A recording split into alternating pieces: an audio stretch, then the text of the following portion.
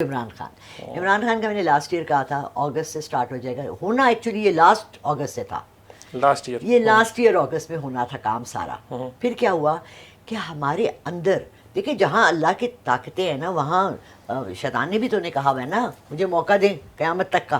شیطانی قوتیں پاکستان میں زیادہ پاورفل ہیں.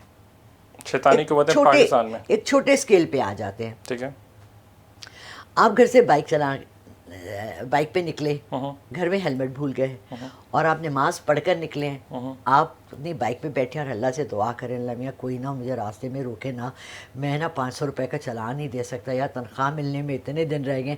اس کے ساتھ بہت دفعہ ہوئے یہ اس لیے ہنس رہا ہے.